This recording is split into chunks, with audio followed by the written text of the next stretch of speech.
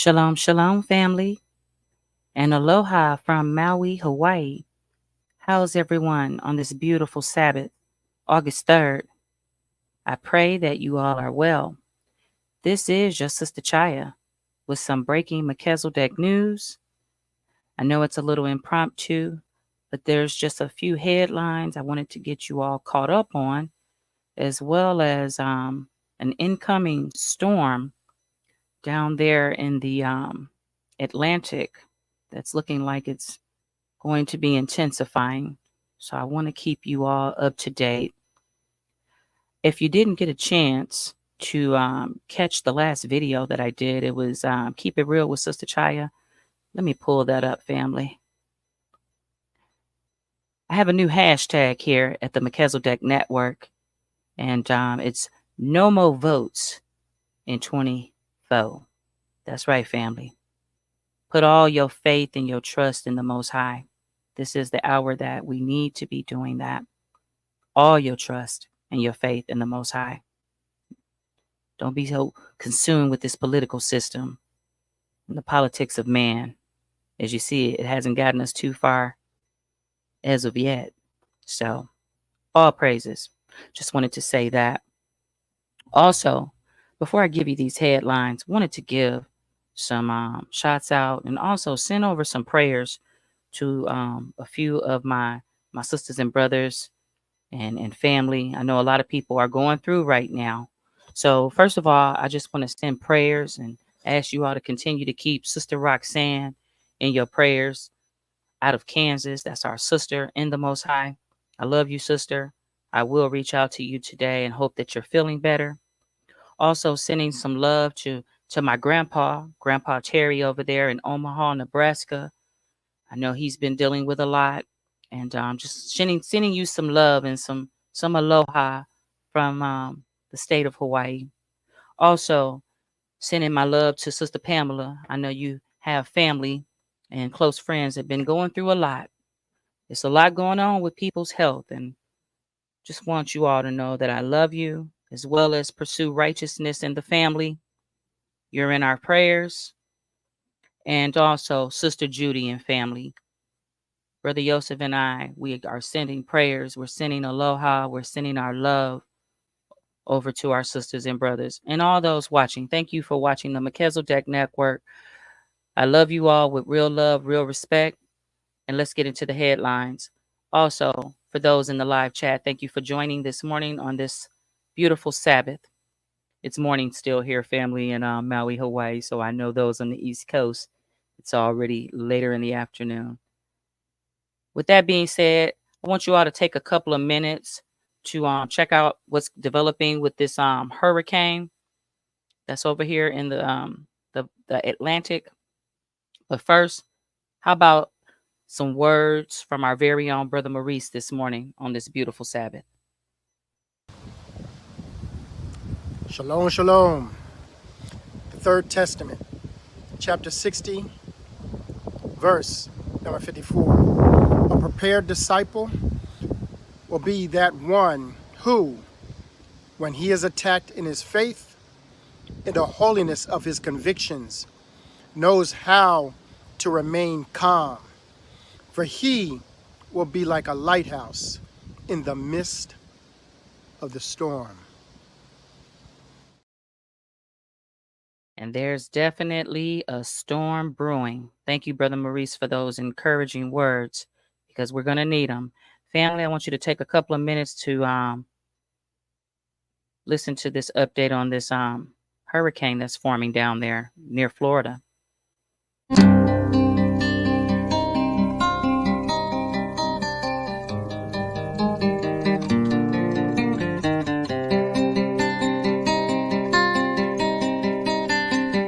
All right, everybody, welcome back. Take a look at the Gulf of Mexico. We could see a hurricane before landfall in Florida. You could see Jim Cantori from the Weather Channel right here saying that this may be a hurricane before it makes landfall in Florida, as I said well over a week ago. That is obviously coming from the National Hurricane Center. And then we may see Debbie exit out into the Atlantic Ocean again, only to reform as a hurricane and make a second landfall right there in either Georgia or South Carolina by Thursday Thursday, August 8th. My friends, I warned you about this storm well over a week ago now. Not only that, my friend, but take a look at what's forecast to get into the Gulf in just about a week. Oh, trust me, we are about to enter into peak hurricane season. Take a look at this. Tropical Depression 4, soon to be Debbie. This will take a name, I'm telling you right now. We are at 25 knots or 30 miles per hour. Might not seem like a lot right now, but once this thing gets into the water, right here, all bets are off. The exact same situation took place with Hurricane Beryl. It rapidly intensified once it got into this bathwater of the Gulf, and that is what I see happening at least to a Category 1 right before landfall near the beginning of the Panhandle or the Gulf area of Florida. This is super important information. You can also see that very clearly in those lower level white clouds that are beginning to spin in a counterclockwise direction. That is how you know this thing's about to start blowing up. So what I need you to do is imagine that storm is right over here, just breaking off the northern coast of Cuba, just underneath the Keys and Miami, southern Florida. And over the next 6 to 10 hours, you're going to see some rotation beginning right about here. We're going to see that counterclockwise rotation starting to pop up. We're going to see strong storms building in the center. And my friends, we're going to start to see the beginning signs of a hurricane. And then we're going to have a bit of time where this thing kind of sits in this pocket just off the coast of Florida.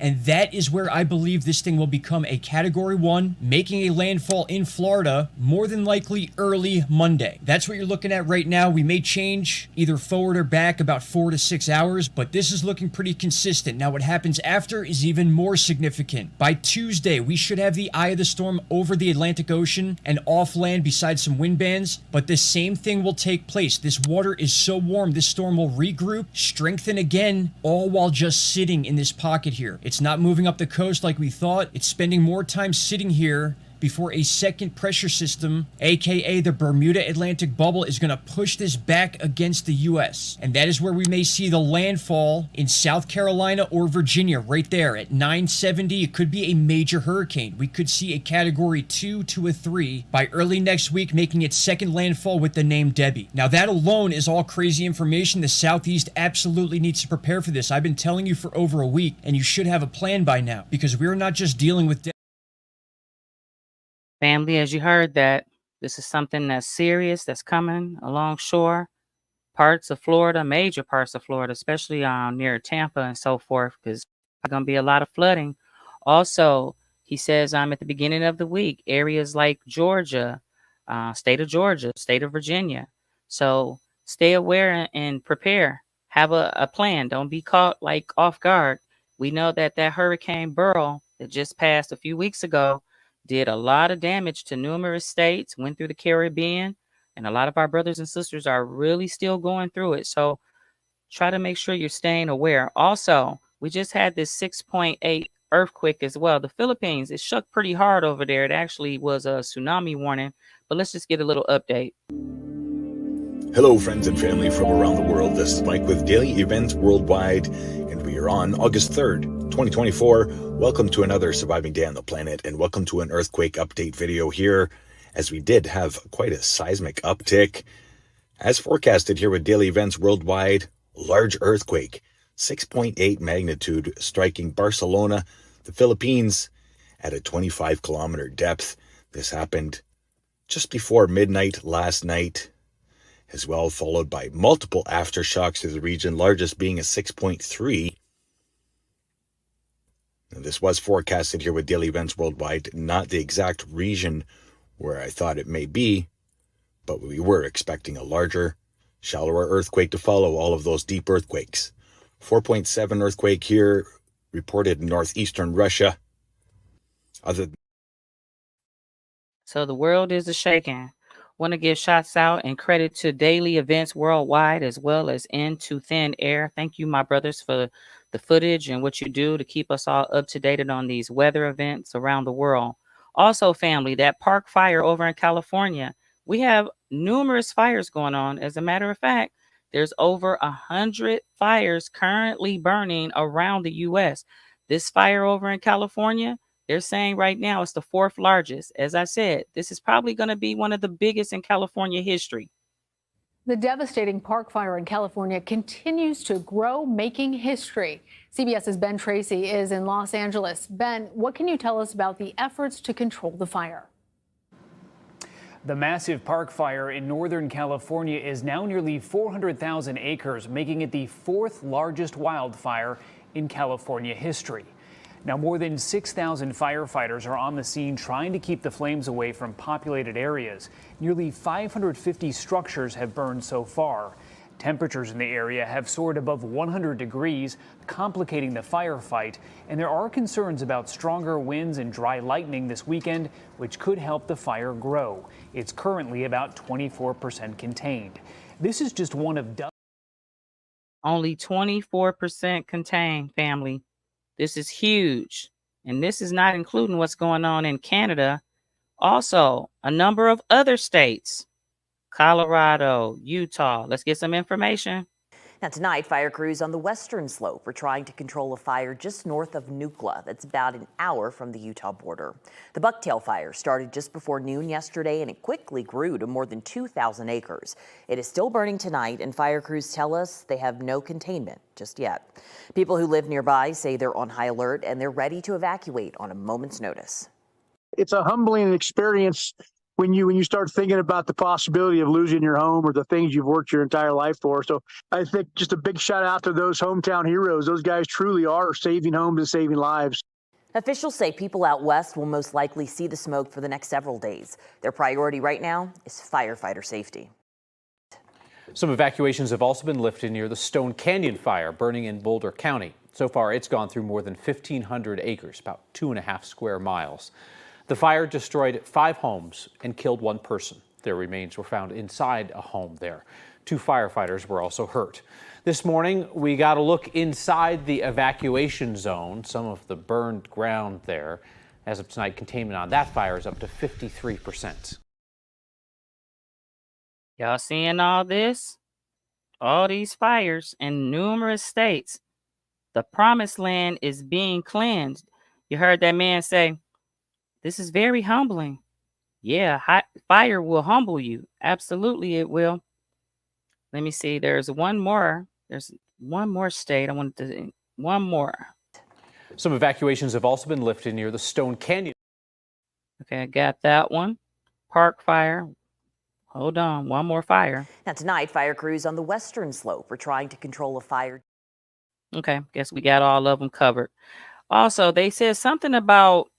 This caught me off guard, and I really didn't understand because I think it's more to this story. But this is out of Colorado. Matter of fact, Aurora, Colorado. Check this out. Tonight, a man accused of starting a fire, then shooting at first responders in Aurora. This happened this afternoon at a home in a neighborhood right off of Quincy and Chambers. Somebody called 911 to report a man who ran out of the house that was on fire, and he was waving a gun. Firefighters and paramedics, responded, and police say the man shot at the ambulance. Luckily, nobody was hurt. After a brief standoff, police arrested the man for arson and attempted murder. I have no idea what that was all about, but it's interesting because they keep finding all these suspects that they're saying are starting fires, just like they saying this big fire in California was started by one man, which we know that's a lie. Also, family, let's go over to the Middle East because as they, distract the world with all these fires because there's so much going on, and I can't even say they. Who is they? Who is behind the fires? That's the mystery.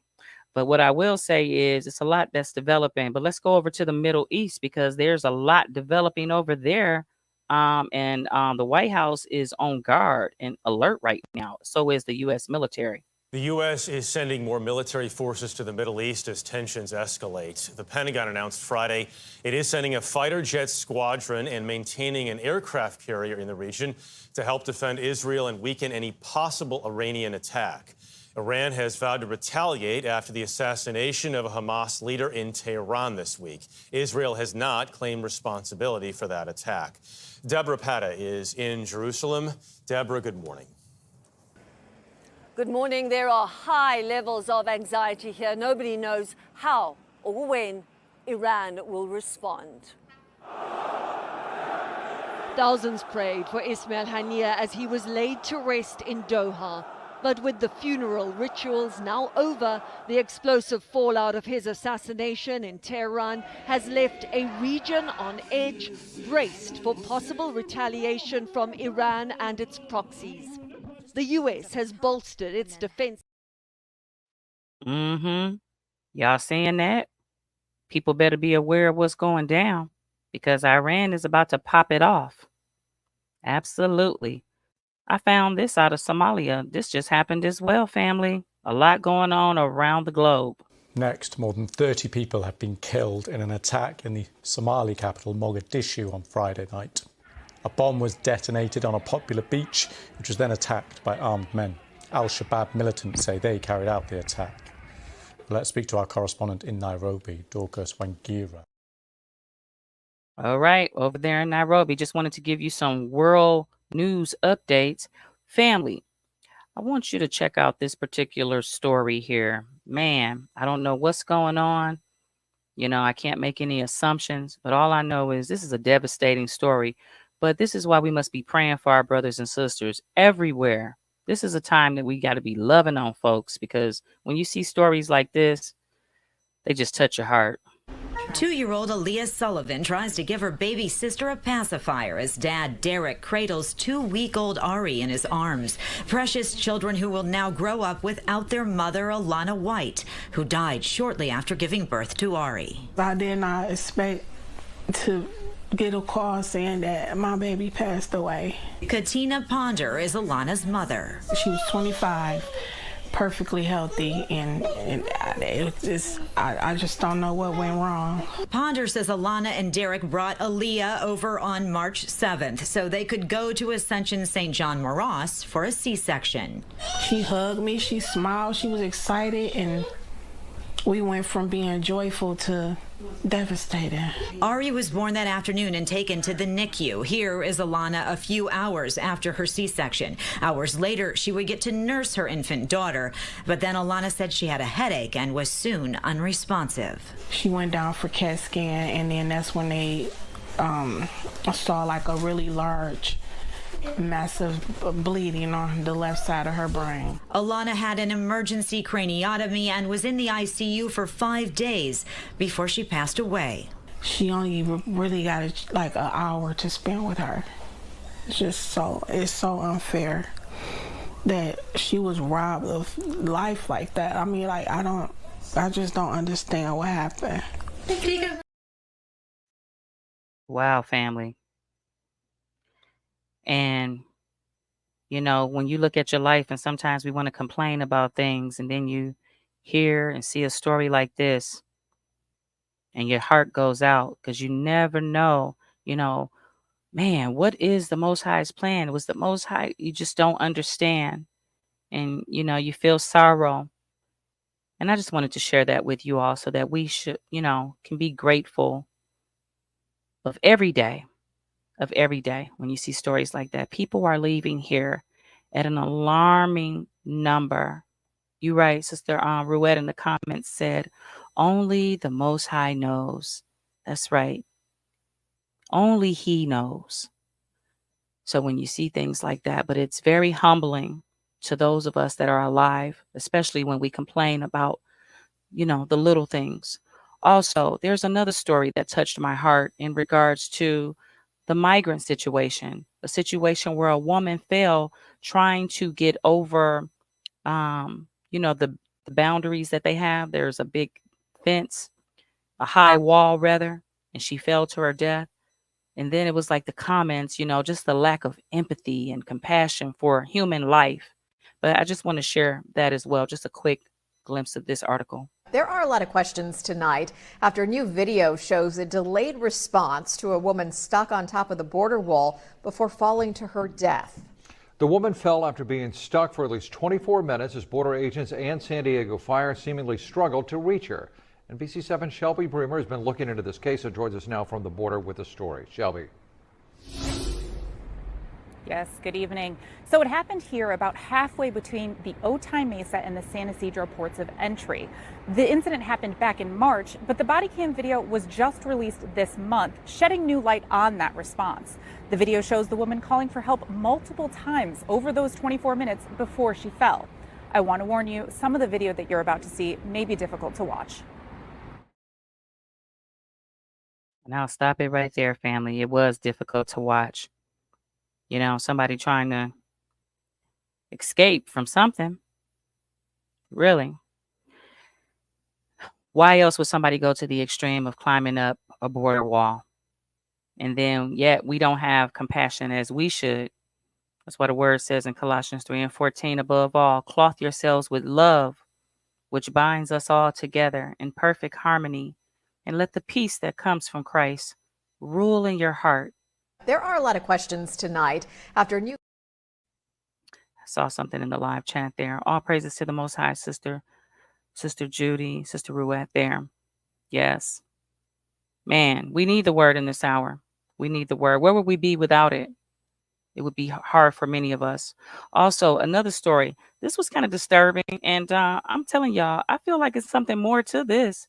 I can't put my finger on it, but I will be paying attention and give y'all an update.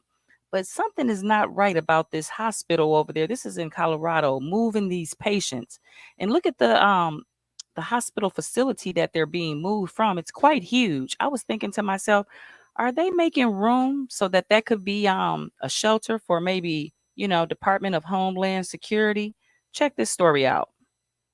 If you see a lot of ambulances rolling up and down West 38th Avenue and Wheat Ridge tomorrow morning, do not worry. Lutheran Medical Center will be wrapping up their big move to a new hospital. Intermountain Health says Lutheran Medical Center off of West 38th will close for good at 6 a.m. tomorrow. At that same time, the emergency room will open for the new Intermountain Health Hospital off of I-70 and 40th Avenue. Then at 8 a.m., caregivers will start moving patients from the current hospital to the new one. The hospital is partnering with local EMS agencies to use 20 ambulances for moving those patients. They anticipate moving 180 patients in one day. My question is, where are they moving this 180 patients, and what are they about to do with this empty facility? That's enormous. That's what I want to know. Also, family, this came out this morning in breaking news. Looks like former Donald Trump, former President Donald Trump and Kamala Harris are finally going to debate each other. This morning, it looks like a debate between Vice President Kamala Harris and Donald Trump is on. The Republican presidential nominee posted late last night that he's agreed to debate the presumptive Democratic nominee. Trump says the new debate will be on Fox News on September 4th, a few days before the second debate with President Joe Biden was supposed to happen, originally on ABC News. He says the rules will be similar to the debate he and Biden had, but there will be an audience this time around. The moderators will be the same anchors Fox News proposed to Trump and Harris last month. Harris has not responded to the post, but has said she is ready to debate. I hope it's better than this debate. And I'm going to continue to move until we get the total ban on the total initiative relative to what we're going to do with more Border Patrol and more asylum officers. President Trump? I really don't know what he said at the end of that sentence. I don't think he knows what he said either. Look. He said, I don't think he knew what he said either. He said, huh? Run that by me again? Family, before we leave out with the breaking Melchizedek news of the day, because it is Sabbath, also wanting to leave with some encouraging words of wisdom, always from the words of the Most High, because that's what it's all about, right? Everything that's happening right now, we are in spiritual warfare, and we must stay in the word. We must discern the hour. We must discern what's going on around us and be aware. So I want to leave with a precept of the day, that never goes out of style, because this is the hour that you need to understand. Right is, what's in front of you, what's among you. Who are you hearing from? Are you hearing from the Spirit of the Most High, or are you hearing from another spirit? And it's very important that we know that. And the only way to hear that voice of conscience is to be walking in true obedience, holiness, and righteousness in this hour. That's the only way that you're going to have a direct line of communication with the Most High. With that being said, going to leave out with a Melchizedek precept of the day. Shalom, family. This is Sistah Chayah, the elect, coming to you from the island of Maui. And I got a great piece of wisdom today for you, coming out of the sealed portion, chapter 8 and verse 53. For behold, Lucifer and his minions can communicate with us in the very same manner like the Holy Ghost. Yes, he can cause us to receive all manner of revelation and inspiration that makes us feel as if we're receiving it from God. And in this way, he deceives many of the children of men. So remember that not every voice that we're hearing is one from the Holy Ghost. And that is your precept of the day from the Melchizedek News. Much love, much respect.